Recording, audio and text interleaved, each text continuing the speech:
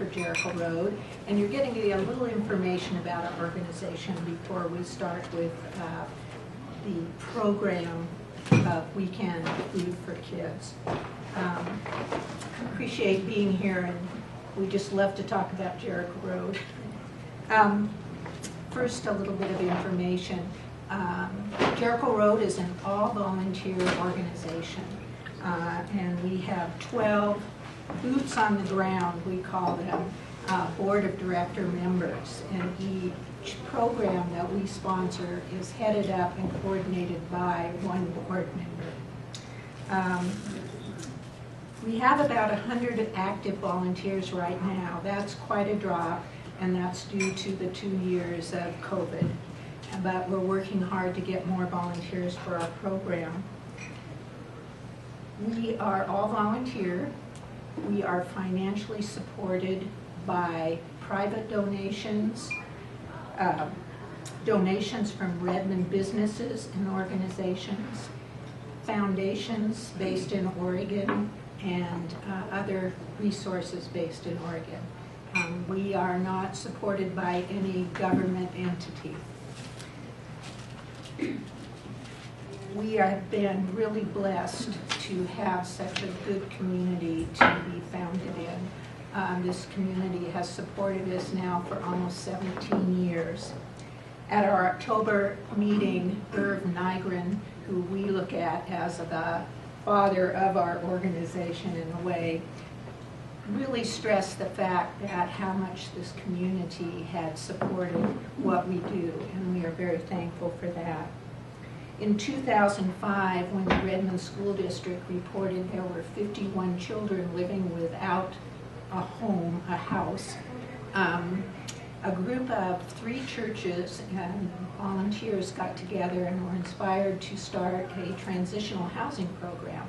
And 3 houses were donated and rented to at a very minimal fee to people who had been unhoused. And those were all families with children. The mission of the group that did this was today still our mission, to provide consistent nurturing and tangible support to those homeless and in need in the Redmond, Oregon area. So Jericho Road began with that one program for traditional transitional housing, and today we support 6 programs. We support a housing program. We no longer provide transitional housing. We provide rent to people who cannot manage to pay their whole rent. So many people in this community are living on the edge, and just anything will put them over. Car problems, child care, sickness, COVID, and there goes their rent money. So we step in with the help of other organizations like St. Vincent de Paul, Thrive, and area churches to help them pay their rent. We have Jericho Table, which from Monday through Friday serves a free, nutritious hot meal at Church of God Seventh Day from 5 to 5:45. And we have our new Friday morning outreach, which goes out into the area at the east end of Antler, along with Mosaic Medical, Deschutes County Health Services, Deschutes County Mental Health, case managers from Best Care and St. Charles, and we have sort of an open market. It's quite an experience. I encourage any of you on a Friday morning, if you have nothing better to do, to come out and see, because it's like a village of people helping those who are living out in the junipers. It's quite inspiring, actually. We also have a emergency supply service for people who are living out in the junipers, and we hand out tents, tarps, propane heaters, and things like that. And that's available for people at Jericho Table and at Friday Outreach. 2 programs I'm going to turn over to Ann and Gail. One is our new shower truck. You can see a picture of it here, and Ann can give you the details because she and her husband run that show. And it's really amazing how many showers have been given. Let's see, in September, 112. So I certainly wish all of you could see and hear how thankful people are that are recipients of what we do. It really is heartfelt when they come up to you and want to tell you how much what you've done for them makes in their lives. So thank you to you, particularly. Kiwanis has focused on children and families and has supported us all the way along. So we thank you for that. So Gail, do you want to talk about summer program? This is our flyer, and it has information about all of our programs. Are you all still doing takeout at the? We are. We're trying to go back to sit down? Yeah. This last month we started doing sit down again. The health department is coming this week sometime to make sure that we're following all the rules. But the whole purpose of table was the communal aspect of it, and so we really want to restart that. People can still get takeout dinners, but we hope to switch to most everybody coming inside, and I think the cold weather will promote that. Good. Priscilla, just following up on that, Kiwanis is scheduled to serve Friday. November 11th. Is it November 11th, not this Friday? It's this Friday. Is this Friday? I think we're typically the first Friday. Yeah, okay. I had it written down as the 11th, but by the end of the time we'll figure that out. Okay, good. We need people, like 3 people at least, Yeah. to show up to help, so. Yeah. 3 people can do it, 4 is nice, but Yeah. usually the coordinator's there. So. Yes. Can the high school kids help out? Well, that's been a question. On some of our programs, we don't feel we want to keep the people who serve some of the homeless at 18 and over. But in some of, I think, are you using some high school kids? Well, there's a couple of ways. A friend that teaches at Ridgeview, Susan Bale, or Susan Kernett, brought her government class out to the outreach program last spring to wander around, see the scene, feel it, and discuss. So we have opportunities that way for students to come out. We will talk a little bit more about the opportunity at the high school level for the students to assist us with the weekend food project. And we regularly sponsor teams to come and serve meals. I guess it's been mostly Redmond High School women's basketball. Men's basketball came out one time as well. So there are ways. We require people that are under 18 to fill out a form and have a mentor with them or a teacher with them or something like that. So that was my hesitance. So we do have, I did bring some Jericho Road volunteer forms for you if anybody is interested in any of our programs. Thank you, Priscilla. Mm-hmm. Well, I'm going to talk about the backpack program, as some of you remember that name, and now the Weekend Food for Students program. I'm not great at statistics and numbers, so I can give you generalizations, but we started the backpack program about 12 years ago. Dave and Mary Kimmel, if you remember their name, pretty much got that instigated under the umbrella of Jericho Road, and Mary was a teacher in the school at the time, and kids, they discovered quickly that kids were coming to school unfed, hungry, needing some help. Well, things have changed radically since then, in part because of the pandemic, in part because of the dynamics of how things are happening in the world today. And so we did the backpack program primarily until the pandemic started.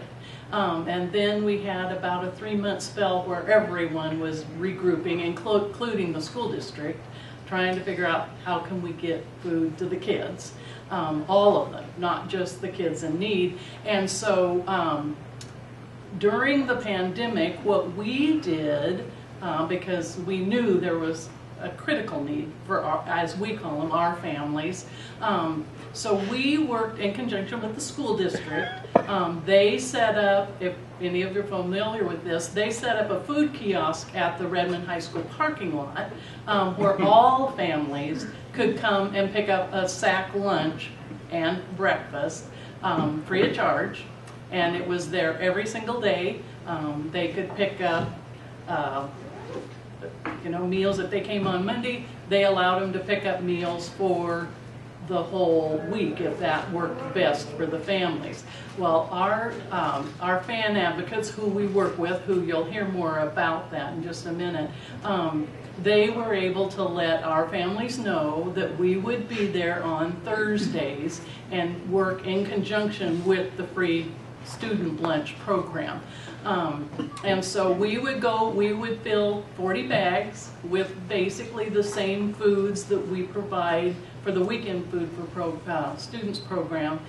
We would fill those and take them over to the high school. And because the program within the schools that runs through their fan advocates is confidential, we didn't and still don't know who our families are. And so what they told our families, we will be there, but it'll be first come, first serve.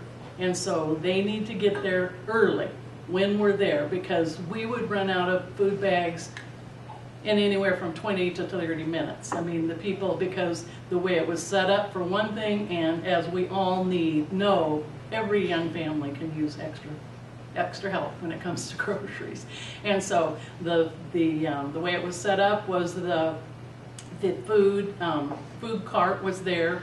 The people would drive by, they'd pick up their sack lunches, they'd come by to us.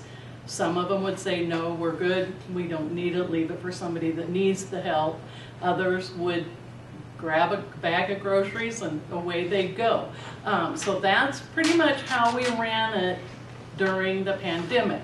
Then school started and we were like, okay, how do we do this now? And so that's where Ann's going to share kind of the inner workings of how we're doing it now within the school district.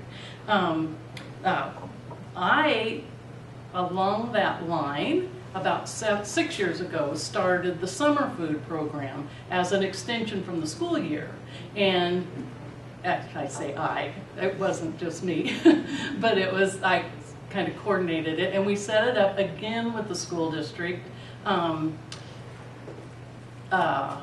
with their free lunch programs they have in the summertime, and they have different sites. I mean, they're in apartments, they're at parks, they're at the Redmond Library, and so we made an arrangement with them to set up on Thursdays again, and we were there and did basically the same thing we ended up doing during the pandemic, which I think that's why the pandemic ended up being quite easy for us, because we had already done a program like that during the summertime. So again, during the summertime, we basically do the same thing. We set up when the school district free lunch program is there. It's first come, first serve, whoever needs it.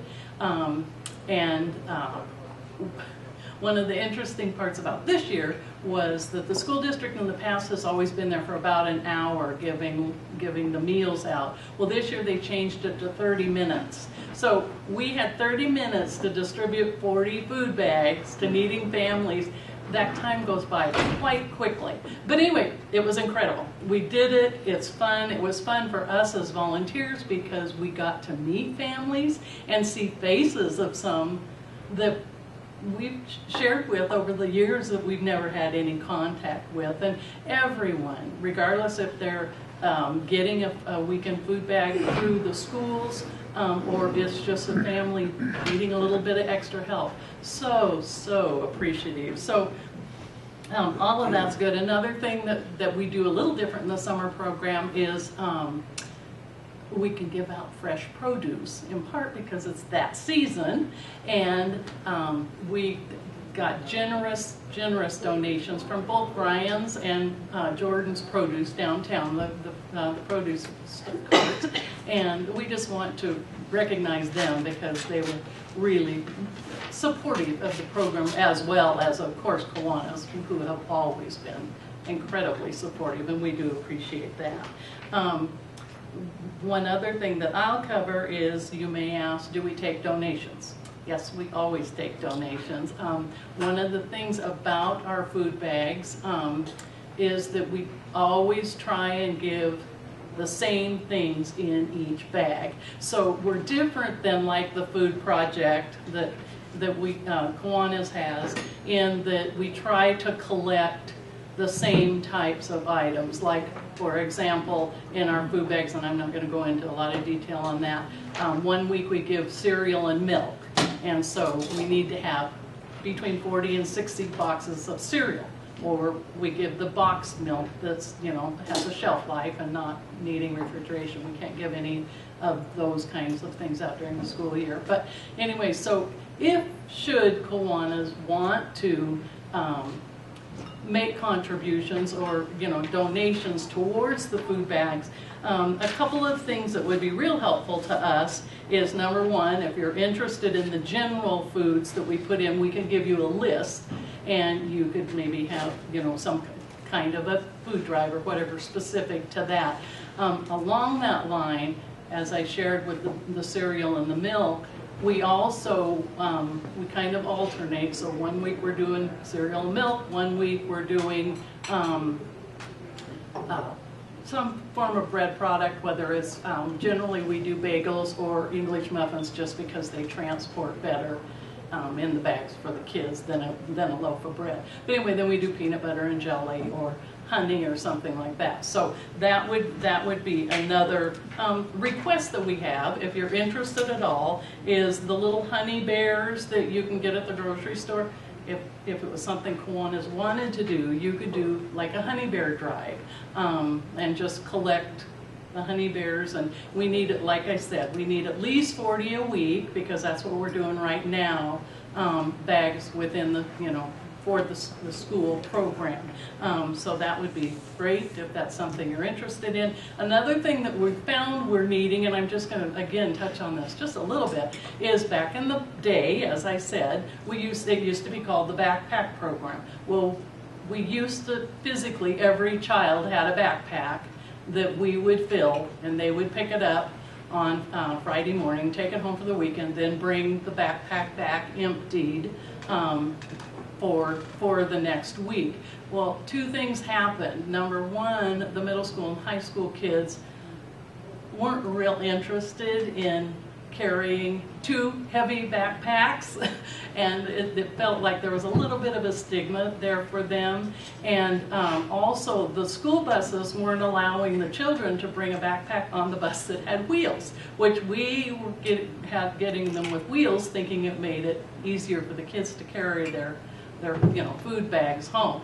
So again, when the pandemic came around and we were kind of having to shift gears a little bit, we went away from the actual backpacks, and now we get bags donated actually from Trader Joe's that we just, it's like a grocery bag with a handle, and that's what the kids use. So but what we've learned in the last couple of years is, on long weekends or weeks, I'm going to use Thanksgiving, Christmas, spring break, when the kids aren't in school and not getting free lunches and breakfasts at school, we always beef up our weekend food bags for them to help cover that extra time. Well, the bags are already a little bit heavy for the kids, and so when we beef them up even more, they're really heavy. And so what we have found is the cloth bags, similar to what you guys use for your food project, work really well. So that would be another thing. If there's any kind of a resource or anyone knows of anyone that has those kind of reusable bags, you could donate that. We don't need a specific number, we just need enough for at least 3 different weeks during the school year. So, or if you know somebody that can get us something like that, you could let Roland let me know or whatever, that's something that we can always use, because it is ongoing during the school year. Just one real quick thing, and I'm probably talking way too long.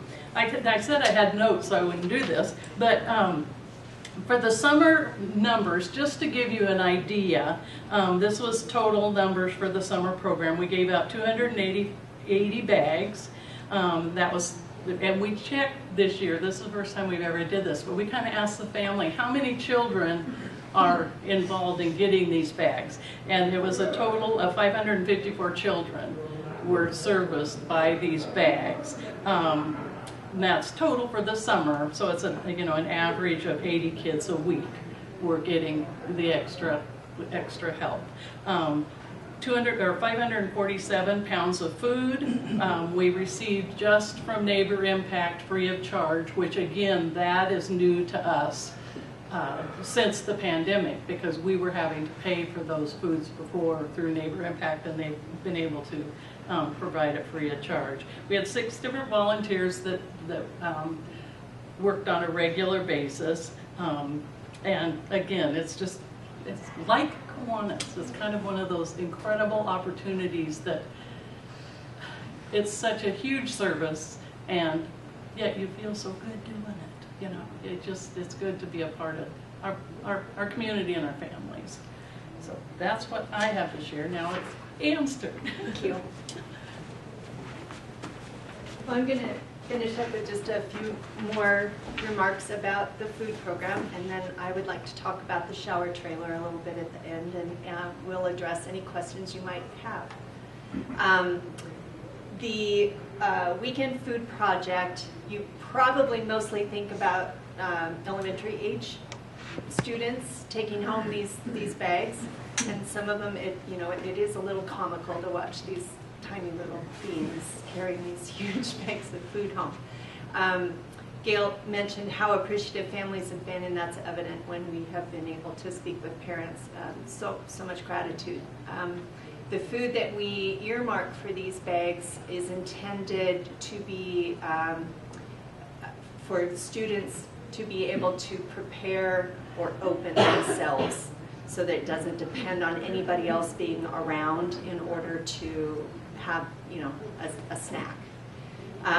We also have older kids that are accessing this program, high school age and a little bit beyond high school age. And I'll just use it as an illustration.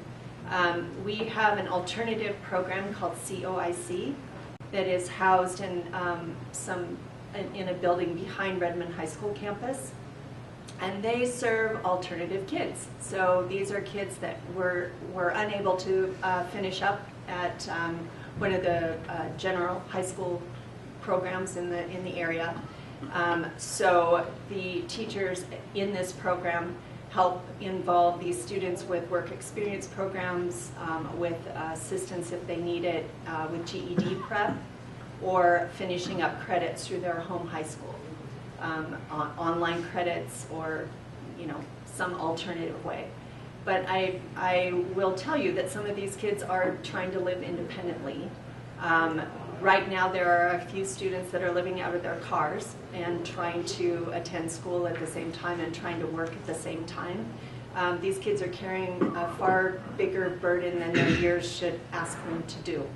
So we provide a food pantry through the program, where these students are able to access food, not just like the little fruit cups, but canned foods, fresh foods.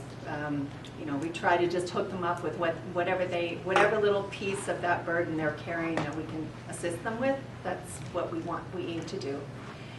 With this program, we also have aimed to try to be the go-to people when teachers or nurses or fan advocates in the schools have a need.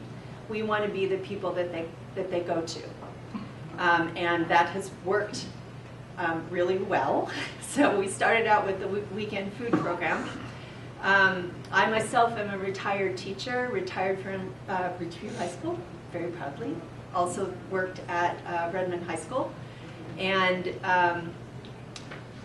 so I have myself sent students to the nurse frequently, sometimes just because they needed to be out of my room for a while and take a walk, sometimes because it was clear that they needed food, and the nurse was always there to provide food.